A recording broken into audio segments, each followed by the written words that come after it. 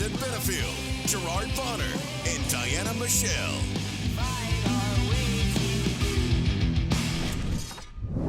What's going on, everybody? We are back. V3 is back in the building. It's that time of the week. It's Friday. You know what that means. Time for your favorite podcast, SHW. This is our wrestling. B-double Brandon Benefield, the great GB Gerard Bonner, and the BEA beautiful Diana Michelle.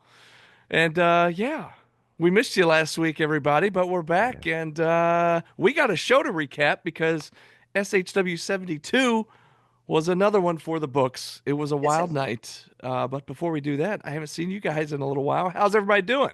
Man, I'm telling you, I feel like we're slacking. And I do want to apologize to everybody who looked forward to our podcast because I feel like we've been slacking. So it was spring break. Spring break. It's vacations and all kinds of craziness. Yeah. Tis what it is. Real life happens. We all have it. So yeah, good to see you guys. Good to be with y'all. I am ready to do this all again. So let's go. Well, I just want to say it's the most wonderful week of the year. Happy Yes. Mania week to all who celebrate. It's that kind of a week. So, yeah, it's only right that we get to hang out with you guys during the best week for all of us wrestling fans and members of the wrestling community. So, yeah, it's a great time. Busy time, tiring time, but a wonderful time. Best week of the year. Absolutely. Bar none. Absolutely. Got a big weekend ahead. Tomorrow and Sunday. Tonight, even. I mean, the whole week's been big. It's been big. But, yeah. Yeah. So SHW72, if you haven't seen it yet, hey, guess what? It's on IWTV already. So it is. Be sure you go and check it out. By the way, big props to GP and our pal Sal kind of covering for me. I was dealing with the pollen and the raspiness in the voice and struggling to get through the show, but we powered through. And Sal showed up to save the day for me. Not only did he show up in the commentary booth like he has the last several months, but he showed up making some big decisions as he's the new decision maker, kind of the voice of Jake the Snake when Jake can't be in the building. So we'll get to that here in a little bit. He had some big bombshell announcements for us. But kicking this show off, heading into it, one of the big stories going into it was, you'll remember the month before, the Skulk literally stealing the SHW tag team title belts from the infantry and then going around all month long from show to show, various promotions, posting on social media, posting pictures, claiming to be the SHW tag team champions when we all know the truth. That's not the case. And of course, Sean Dean, Carly Bravo, none too pleased. Along with the rest of the SHW fan base. And we wondered what would happen with both teams being in the same building that night. Well, we knew the infantry were going to be in action. We did not know who they were going to be facing. But one thing I think we said on the pre-show was I do not envy anybody having to step across the ring from Bravo and Dean in the mood that they were in the previous month. And it was a couple of young up-and-comers making their SHW debuts, Byron Young and Cassius King. And let's just say it was a short night at the office for those guys because the infantry laid it to them pretty quick. And then came what Diana was looking forward to, and that was Carly Bravo getting his hands on a microphone. Yes, sir. I had it sitting there waiting. I was just like, waiting here. So, just both of you guys, your thoughts on the on how we kick off the show the other night. Well, like I said, it was a short night at the office for Mr. Young and Mr. King, but I mean, they tried. They tried their hardest to get a good showing out for themselves. They just stepped to the wrong ones twice. Yeah. To say the least, twice. Carly did not disappoint, and we all knew he was going to be hot about those titles being stolen from them by the Skulk. And GB, I'm sorry you're the one that had to get that text and tell our buddies, we had to get the show moving, but glad it all worked out. Glad they were compliant and nice about it, because we all know they are respectful, even though they're dishing out all the disrespect, right? But no, it was amazing to hear what they had to say, and you did good. You did good. Can I just say before you go, GB? Can I just apologize up front? Because what usually happens is usually, I'll get a text from Jake the Snake. Like if Sal was there, he was just in the back and he wasn't at the commentary booth yet. And we're getting the text from Jake the Snake at the commentary booth. My voice is going in and out. Normally, I'd be getting up delivering the bad news. In this case, GB, unfortunately for you, sorry about that. Had to get in the ring and then confront the infantry. And I wasn't expecting all like the crowd to turn the booing and I get it. Everybody was upset, and I understand why the infantry was upset. But I apologize for putting you in that position and taking the heat there for the rest of us. So sorry about that. Well, I'll just say this for the record. There are a few places we don't like to be. I don't like to be on the receiving end of a stare from Judas. I do not like certainly being on the other end of a bat from David Ali. And I do not like standing across from the infantry when they are upset. Those are my guys. Mm-hmm. I love them. I've been around for the entire career of Carly Bravo. We go way back. Like, it's a thing. But the look on their faces, the intensity, I have to tell you, I didn't even realize the people were booing because I was starting to fear for my life. Because the look that they had and the intensity that I felt. And then when they started saying, well, what happens if we don't leave? I was like, oh, not tonight. Please, not tonight. I was just not prepared because Carly was seeing red. Yeah. And all he wanted was his titles back. And, they would have done anything. So I'm glad that cooler heads prevailed. But that was pretty intense. And for all the people who were booing, I mean, look at it this way. When your boss gives you a job to do, you have to do it, whether you like it or not. Yeah. And it's not always the popular thing to do, but the boss was certainly thinking about all of you as fans, and he was thinking about the fact that you paid your hard-earned money to watch action, not to just sit and, have a show taken hostage by anyone, even by people that we like. So we were doing what was best for business, and I know sometimes it doesn't always feel good, but it was for good. And as you would see later on, there was an opportunity for a degree of payback of sorts, which, we'll get to that at some point. But needless to say, I don't ever want to stand across the ring from an angry Carly Bravo and Sean Dean again, because that was intense.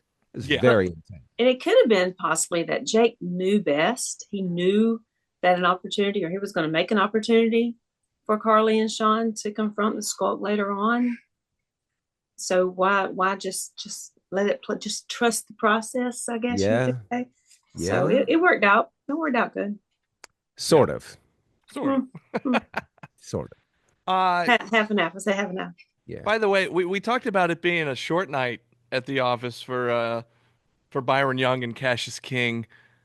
It was also a rough night at the office because before they could even exit the premises, Mr. Cutthroat himself made his presence felt. He wasn't on the card, didn't have a match or anything, but he got his hands on the mic and he had some things to say. He dropped a couple of bombshells himself.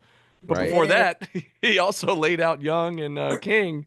And well, they deserved that. They jumped in there looking for a fight. They did step to him, and I don't know who in the right mind would, want to provoke CT Keys for no reason. Right. And right.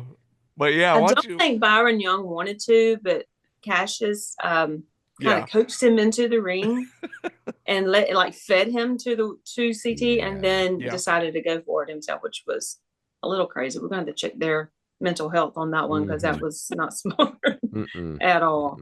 Well, GB, why don't you give us kind of a little, I guess, recap for people who hadn't seen it yet of what CT had to say and your thoughts, because he really kind of left us all going, oh.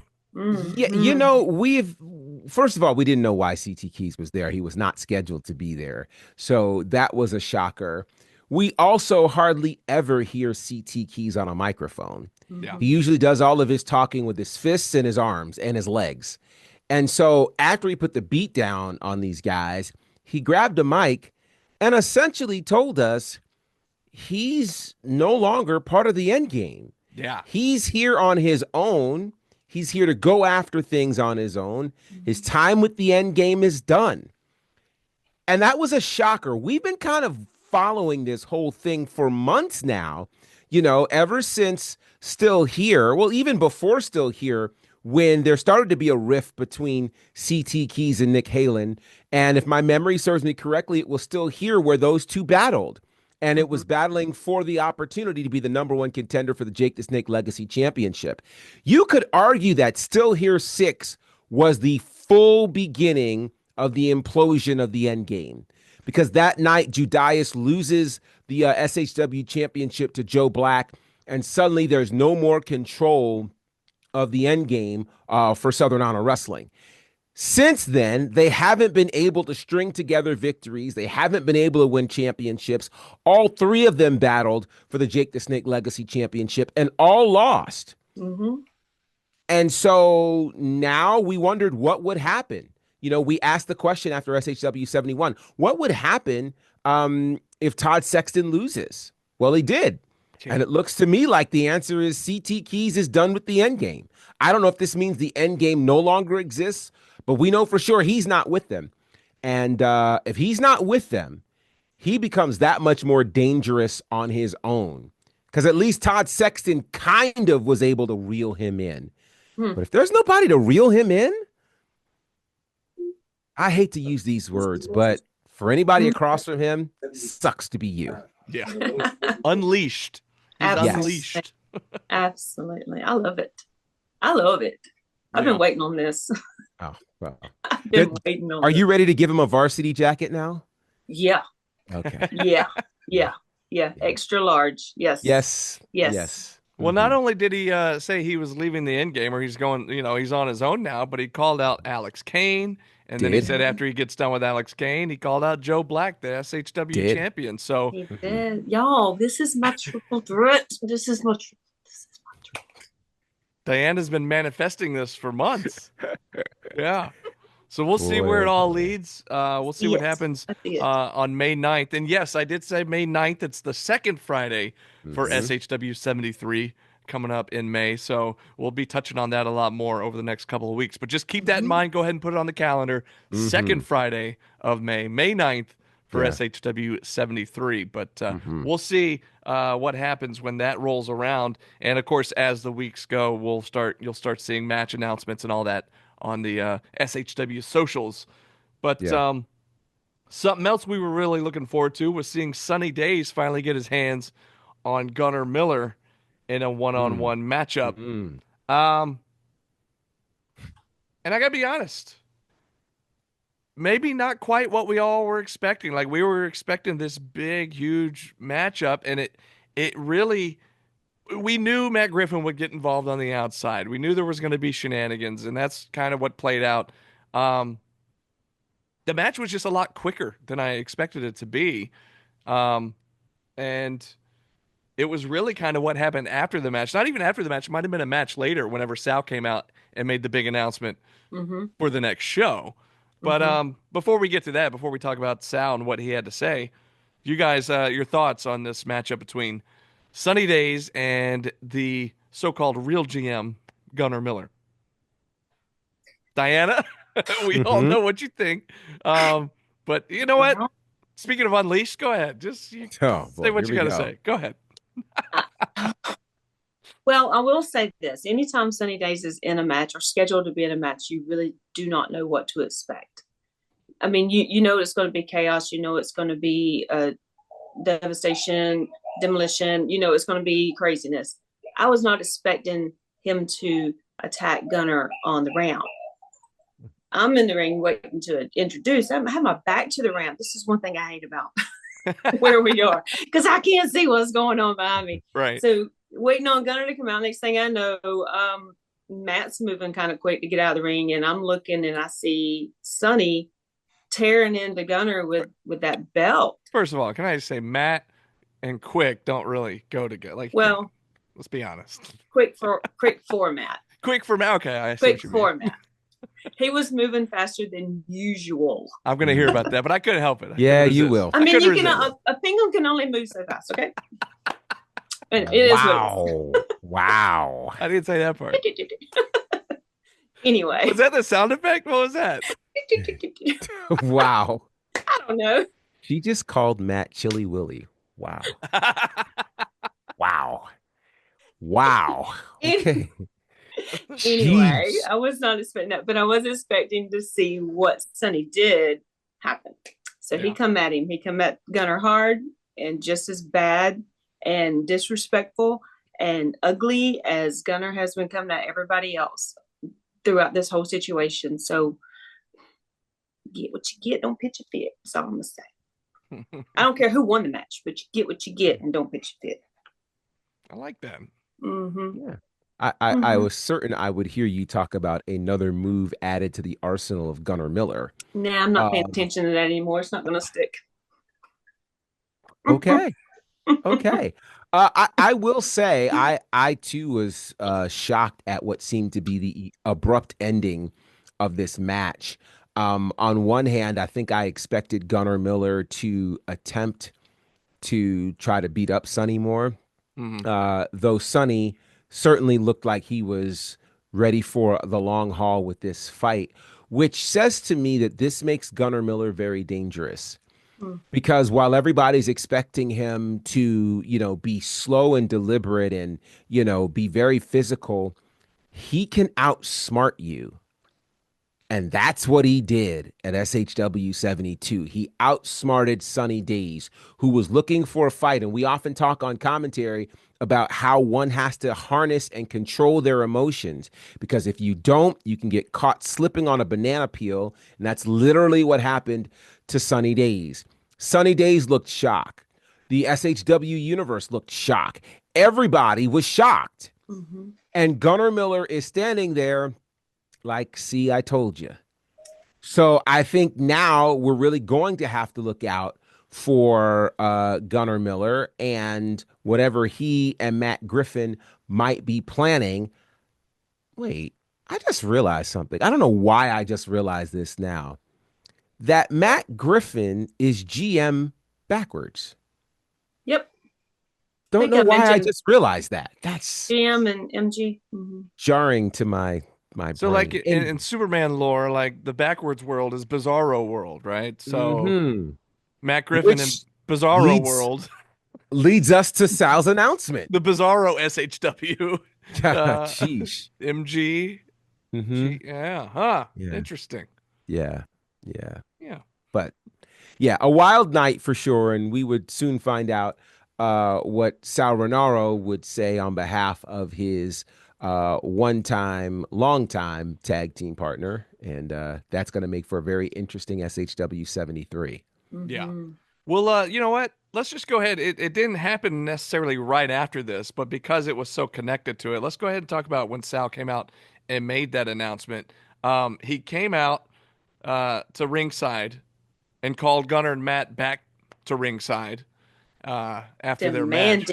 Demanding they get back out there. By the way, if you want, not that I'm trying to give him props or direct you to his social media, really, but Gunnar Miller did post a pretty cool piece of video. What'd you call those glasses, Diana, that he was wearing? Those, whatever the video I called glasses them are. smart glasses, but they have the camera and the lenses. And yeah, that was pretty neat. Throughout that whole segment, in case you didn't see it, I mean, obviously you'll see it on IWTV, but if you want to see it from Gunnar's perspective, he had these like video glasses on during the whole segment. Very cool. Which was kind of a cool angle and you see Sal, the whole spiel with Sal, and you see Gunnar grabbing his kid and Marcus and running out of the arena. That's wild. I guess so what my ended up favorite part happening? was listening to Marcus laugh about it. It was Right. So they come back to the ring, and then you think Sal's setting up like a rematch with Sunny Days and perhaps Gunnar Miller. And then he kind of fooled us all because then he points at Matt Griffin. He says it'll be Sunny Days and Matt Griffin going one-on-one at the next show. So as much as everybody was excited to see Sonny get his hands on Gunnar Miller, I got to be honest, I think we're all even more excited to see Sonny Days get his hands on that dastardly, no good, low down. What'd you call him, Diana? Penguin? Penguin. Matt Griffin. Mm-mm. So the so-called kingpin, Matt the Mouth Griffin, getting in the ring. He's no stranger to being in the ring, but he's not in the ring very often. It's kind of like we talked about in the past with Todd Sexton. Most people in Southern Honor are used to seeing him with the microphone and kind of being the mouthpiece for the other wrestlers and not necessarily being in the ring. Well, yeah, Matt Griffin's got a history in the ring, and so we just haven't seen it in a long time. Mm-hmm. Wait, wasn't he just in a death match a few months ago Well, with that was a different someone? universe. I wasn't I going to talk know, about but he that. was. That's, I mean, and he's probably going to bring that up. He might. He He did might. this. By and the he way, did- was it with Nathan or somebody else at a show Nathan was on? I want to say it may have been, but Okay, he might have been in a death match with Nathan. Mm. Anyways, it was one of the matches Wow. or shows that Nathan was putting on, a death match show. Which, by the way, I don't have the date in front of me. There is a Mhm. death match show coming to the Action Building in May, 17th, maybe. I might be wrong on that. Wow. Um, Anyways, I guess it's a Friday or Saturday. I don't remember the exact date. I just saw Nathan posting the poster for it. So FYI, just any Southern Honor fans who might want to be lean into that deathmatch realm a little bit, you'll get a little taste of it at the home of SHW coming up in May. So keep an eye out on the Killbillies social media for the info on that show. Just sorry, came to mind no, while it's I good. was We talking about it. want to know. But anywho, next month at SHW73, we're going to see Matt the Mouth against Sunny Days, and I cannot wait. Hopefully, he'll get the belt, Sunny will, and lay the leather to old Griffin there. But we'll Is that see. something he's calling himself, or is that just something you're calling him? Well, on Instagram, he's called Mouth Griffin, and he's got a big mouth, so sometimes I just refer to him as Matt the Wow. Mouth Griffin. Oh my God! Wow. So, Wow. but he calls himself the Kingpin, so that's his thing. That's his name. Are you guys familiar with Daredevil, the Marvel show, the Marvel comic? Mhm. Well, the villain in Daredevil is Kingpin. Mm. The big burly bald-headed guy. Does he look like a penguin too? No, the actual Kingpin looks more, villainous and actually kind of tougher and, Mm. not as penguin-like. Mm. Now you got me saying it. I don't even really think that's the case, but now I just think it's Wow. funny because you've made that a thing. Wow. It Wow. totally is. Wow. Is it just because of the black suit? Is that what's Yeah. doing it? Okay. Well, So and Kingpin to me, just if you say it backwards, it just sounds like penguin. Okay. Interesting. Quite. Maybe it's just in my head. Maybe it's just supposed to be penguin instead of Kingpin. Okay. I don't know. It's easier for me to say penguin. Anywho, we're gonna see him in a match against Sunny Days at SHW 73. I think the fans are chomping at the bit for this. They can't wait to see it. I think wait. Matt will probably try to do everything in his power to get out of it, and not have the But match. Gunner's going to be handcuffed to the ring, so Correct. Yeah, I didn't get to that part yet, but you're right. That was another bombshell that Sal let us know, is that Gunnar Miller will be handcuffed to the ring and won't be able to interfere in this matchup. So anything is bound to happen, and we can't wait for that. Again, May 9th, second Friday, SHW 73. But let's get to this tag team match. We knew that the Skulk were going to be in the house. Again, I mentioned at the top of the show, the Skulk had stolen the SHW tag titles last month. And now they're claiming they're going to be defending the titles for the first time at SHW 72 against the Northside Heroes, where, of course, as we mentioned, the fans know that's not the case. They've stolen these belts. They're thieves, I tell you.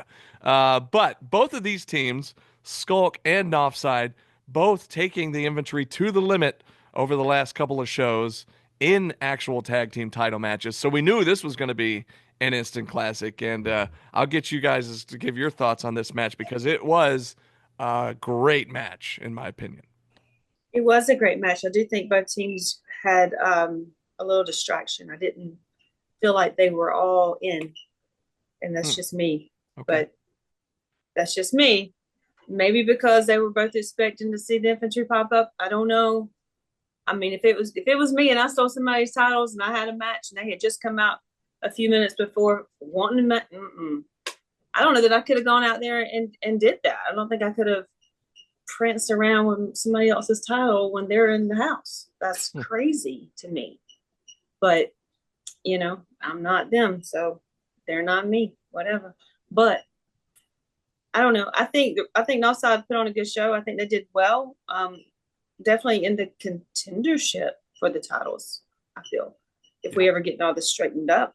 But yeah, it was a good match. I just feel like I could have given more, without having the distraction of wondering if they were going to get slapped in the back of the head by Carly and Sean. Or by Diana. I'm talking about all of them, not just Skull. They got one coming regardless, but yeah. I'm surprised you didn't the other night. I kind of expected you to when they came to the ring. I thought, yeah. Because people don't see this before the show. Like, the fans don't know about this, but like, I've been around when, Adrian and Liam show up and they'll start giving you the, mouthing off and talking trash to you. I see it and I'm like, really, guys? Come on. I'm keeping score. I'm keeping tallies. You're taking notes. You're like, all right. You just made the list. That's right. Right. Well, I enjoyed the tag team match. I thought it was a great battle between two teams who are chomping at the bit for another opportunity at the SHW tag team titles. And it's intriguing to see these two teams who have battled the tag champions now battle each other and see, who's going to eventually battle the tag champions. A hard-fought match for sure. The Skulk, I think, managed to recover from perhaps feeling overwhelmed against the infantry. They managed to win the tag match. They, of course, acted like they'd successfully defended their tag titles.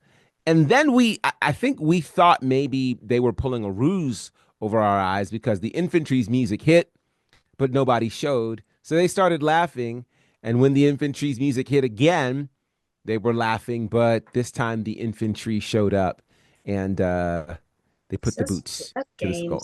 That's games. Well, the thing is, they got their hands mostly on Alanis. Meanwhile, Liam Gray grabbed the belts and hightailed it, so he still escaped with the tag team title belts and kind of sacrificed. He left Adrian down there to get his butt whooped. That's what I was going to say. He sacrificed what kind of partner is that? His partner. And he got laid out by the infantry. So obviously this story's still, not over, and we'll see what happens next month. I did see, interestingly enough, on the poster for the next show, on either side, it's a group of guys from the roster. If you haven't seen the poster, check the social media. And on one side of the poster is Carly Bravo with a tag title on his shoulder, and on the other side of the poster is Adrian Alanis with a tag title on his shoulder. I don't know if that's hinting at a singles match, if that's hinting at a tag team match between the two teams again. I'm not really sure what to make of that, but that's what I was talking about. See, that the Skulk went around taking headshots with the belts and getting actual professional photos with these titles as if they're the champions. And I'm like, you got to be kidding me. So they in their brains believe that they are the tag team champions. Well, whether we like it or not, the bulk of what happens to us in our lives first happens in our minds. And so if the Skulk is in a space where they're having to believe that they're going to be the tag team champions, they are now visualizing that they are the tag team champions. They often say, dress for the job you want, not the job you have.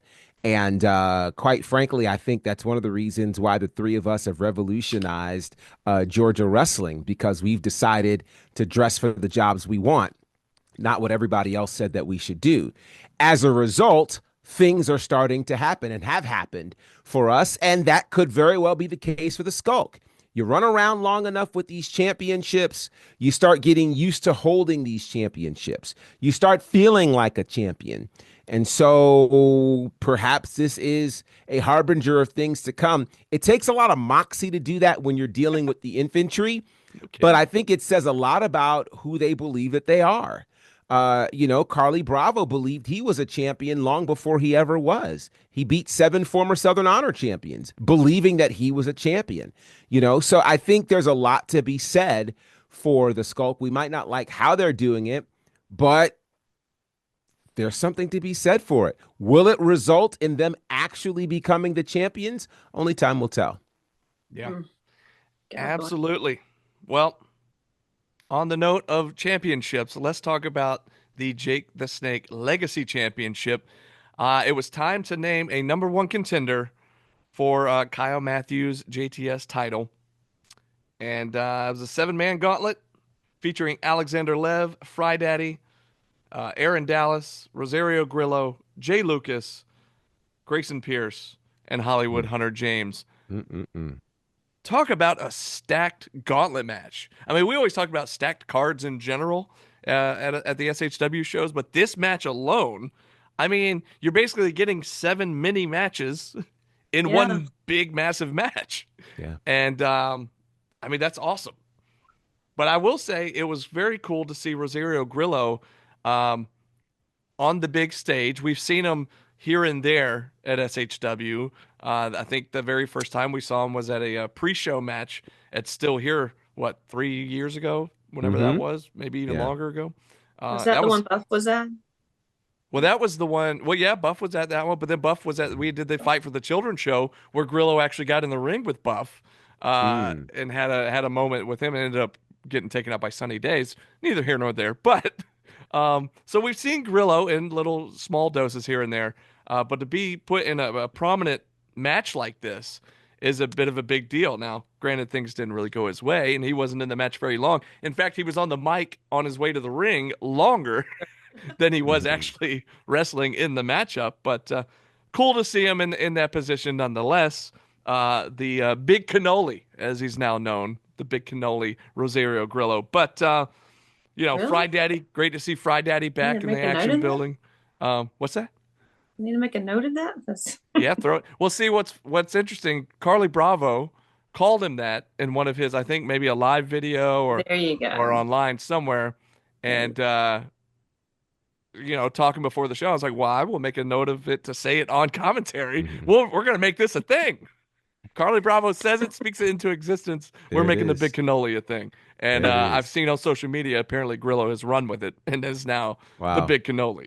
So there you go. Why not? But it was great to see Fry Daddy, like I said, back in the building. Aaron Dallas, of course, huge Aaron Dallas fan section in the building as per usual.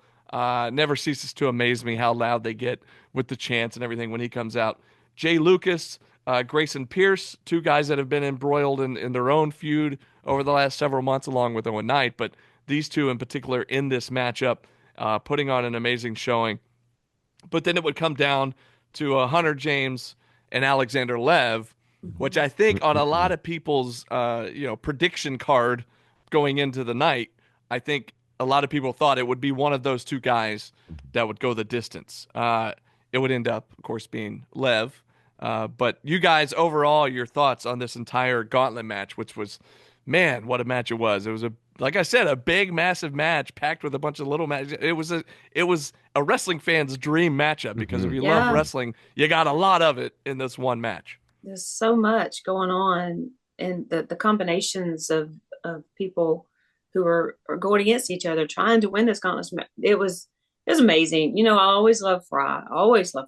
Yeah. I think I was calling it for Fry or Hunter at the show. I think that's what I was saying. But I personally would love to see Lev and Hunter run that back, just completely, just them, just for whatever reason. It doesn't have to be a title, whatever. Just let them go at it. That was amazing. That's my favorite part of the whole gauntlet, that combination. Yeah, that's pretty much it for me. Other than Ron having all the signs and wonders going on with his fans and everything. It was crazy. He's like Hanson and Fluff and Aaron. It's just wild. I love Sal, and I don't want to get on Sal's bad side by any means because we're all getting along and he's been in the commentary booth the last several months. But it is just so funny to me how irritated Sal becomes anytime Dallas comes to the ring. Like, he can't stand him. And so it's just so funny how irritated he gets at the fans chanting and it cracks me up. But But is it because he lost that match to him, or is it because of the way he spells his name? A little bit of everything, but I think it all Mhm. stems Every from little the fact thing. that Aaron Dallas, the rookie, basically beating the veteran Sal Yeah. Renaro, and ever since then, Well, they Sal's just need, they need to run that by then. Sal's had a bitter taste in his mouth for anything Aaron Dallas. But yeah, I think it's great. Yeah, no, it's fantastic. I think we got to shout out Aaron Dallas for a standout performance in this gauntlet match. I mean, he won. He beat several opponents there back to back, and at one point it looked like he could potentially run the gauntlet until, of course, Rosario Grillo attacked him, and then it just kind of went downhill for him. But I think certainly a standout performance. And that's one of the things about these matches and moments that we've seen this year is as much as wins and losses do matter, your performance matters as Yeah. well. And we saw that at the top of the year with Alexander Lev. You know, he did not defeat Joe Black for the SHW championship, but his performance was so incredible that it won him a ton of fans. I think Aaron Mhm. Dallas had the kind of breakout performance that put Sal Renaro in a quandary because Sal doesn't want to like him, but as the decision maker, you have to acknowledge that this guy is really a thing. He's not just a rookie anymore. He is somebody who people love in this company, and he's showing himself to be worthy of a championship opportunity. Mhm. With that said, a lot of things happened during this match. You know, the ongoing battle with Jay Lucas and Grayson Pierce, which was something to see. Grayson Pierce still trying to curry the favor of Alexander Lev, while Alexander Lev is just kind of still ignoring him, you know, Mhm. refusing to acknowledge Grayson. And so now you have that. And then you have Hollywood Hunter James and Alexander Lev. We said this, I believe it was last month when these guys had an impromptu match. This is the start of the kind of rivalry that can go on for years. Yeah. It can travel through many promotions. It can end up on a national stage. These two guys just have it. And when you look up the definition of fight forever, you see these two, Hunter James and Alexander Lev. Give that to me, and Yeah. I'll be very happy about it. Absolutely. yeah. Diana, you briefly mentioned Hanson a few minutes ago. Did I hear just somebody crack a cold one in the background? Owen. It did sound like it. I thought you guys were starting early tonight. I was like, oh, party Yeah, I time. mean, Okay. hey, I'm hey, I'm sure it's hey. a Coca-Cola. Oh, yeah. Anyways, Positive. I was just going to say, it's like one of those things, like you mentioned Hanson, and then all of a sudden you hear the, Top and tops. it's Mhm. like, uh-oh. Yeah, It's like his yeah, soundtrack. hilarious. So fun. Anyways, all right. So Lev wins the gauntlet. Lev will be facing Kyle Matthews for the Jake the Snake Legacy What Championship. a match! We knew it was going to be at a future date. We still haven't heard it confirmed that it is for SHW73. Let's hope that it is. We'll see. We'll find out in the coming weeks. But after the matchup, Joe Black makes his way to the ring because he was being introduced to join the commentary team for the main event, which would see Murder One taking on Austin Towers. But I think what the fans in attendance noticed, and if you watch the show back, Joe Black showing a little respect there to Alexander Lev after the big win there in that gauntlet match. And, I say what you want to say about Alexander Lev, but I think Joe Black would be the first to tell you Lev earned his respect.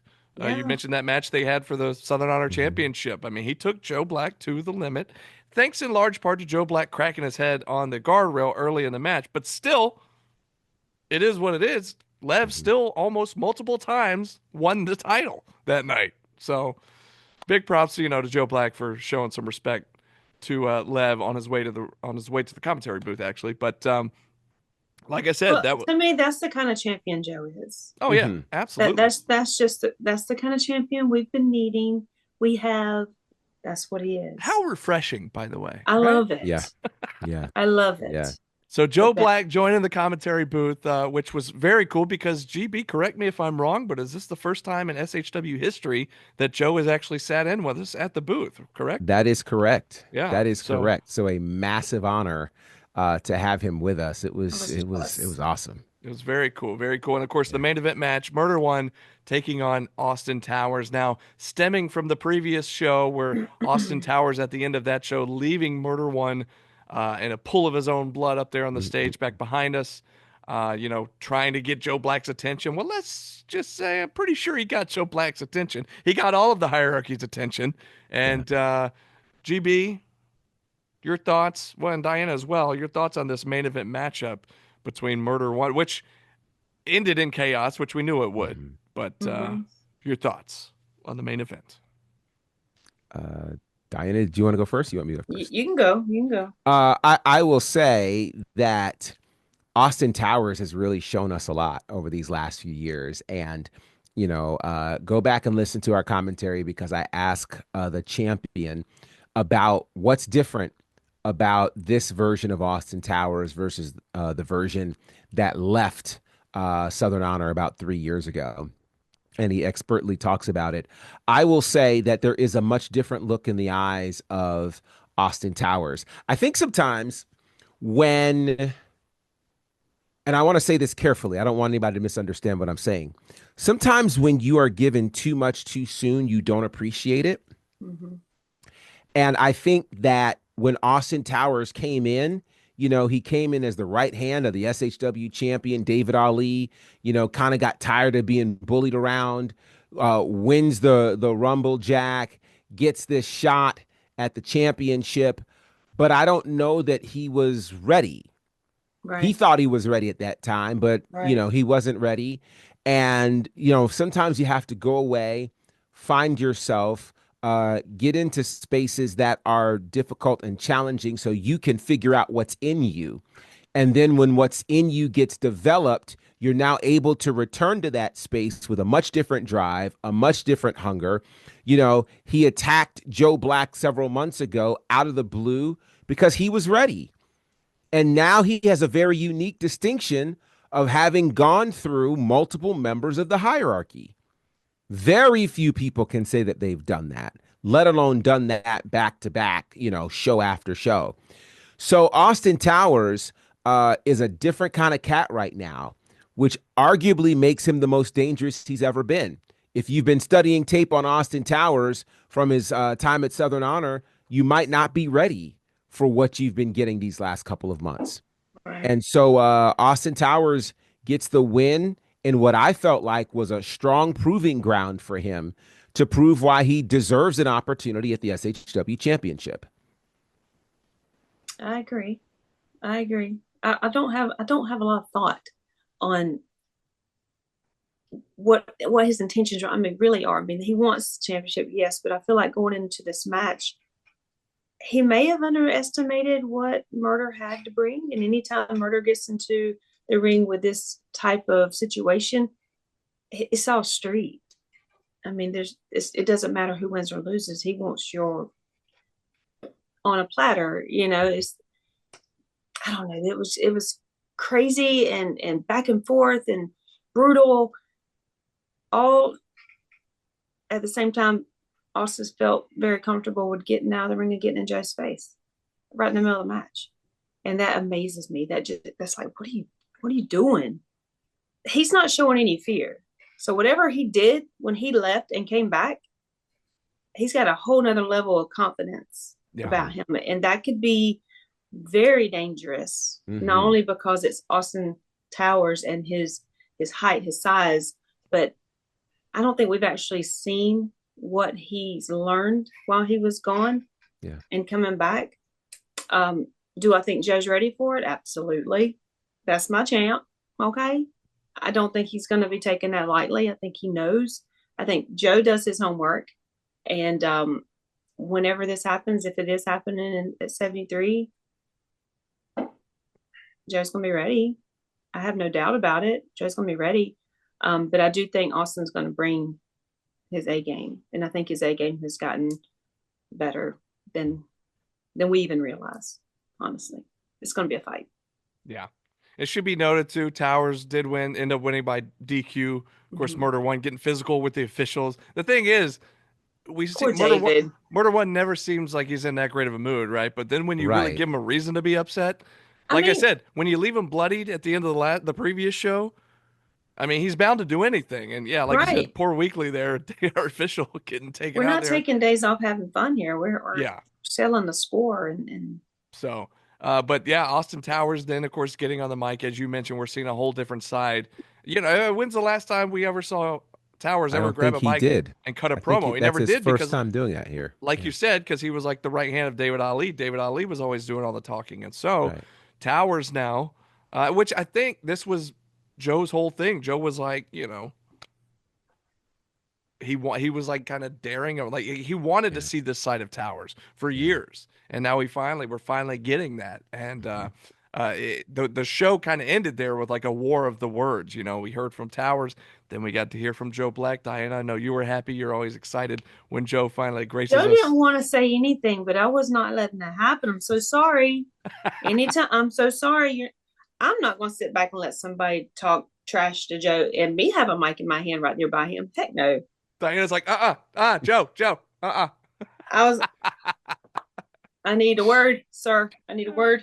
Hilarious. And of course, he never lets us down. And so, but that's kind of how we ended the show there. And like you said, I think all signs are pointing to that happening at 73. We don't know officially yet. Again, over the next couple of weeks, you'll start seeing the match announcements for May 9th.